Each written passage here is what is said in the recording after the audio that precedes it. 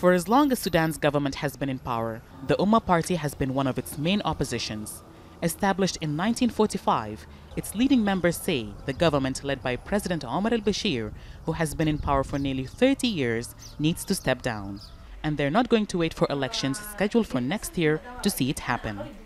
We have been leading the demand of the people of the step down of President al-Bashir because, as you know, he failed all through the last 30 years in all aspects of life in Sudan. So there is no need for nonsensical elections which is lacking any freedom or any integrity in it, as happened in the previous election of 2015 and the one before. The UMMA party is not the only group in Sudan demanding the government step down.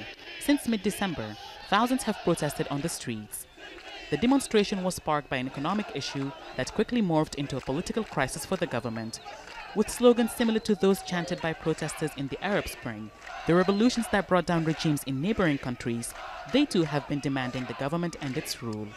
But officials here accuse the protesters of being traitors, who have been influenced by what it calls external forces. Security members have used tear gas and live ammunition to disperse protesters. Officials put the death toll at 24 since the protests began in December. Activists say at least 55 people have been killed. Sudanese opposition are divided over how the government should respond to the wave of protests that have been taking place in many cities across Sudan over the past 4 weeks. Some on one side say the government should listen to the demands of the people and step down. Others have a different take. Some opposition parties who are part of the coalition government, that includes more than 20 parties, have condemned the violence that came with the protests, but say they will wait for elections to see a transfer of power. We don't want any Sudanese blood to be shed in vain. The blood of Sudanese is precious.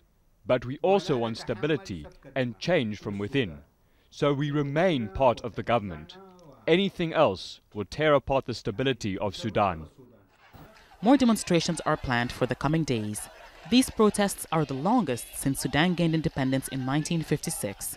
Some analysts say the split in the opposition could prolong the protests.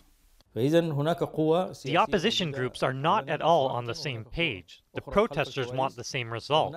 Some oppositions have voiced their demands for the president to step down, and others have kept quiet, siding with him. There are also armed opposition groups which have voiced support for the protests, but are not in the country, so they may have little impact. Little impact or not, this is the biggest challenge to President Bashir since he came to power. And with elections more than a year away, it's not clear if all his supporters will stand by him until then. Hiba, Al Jazeera, Khartoum.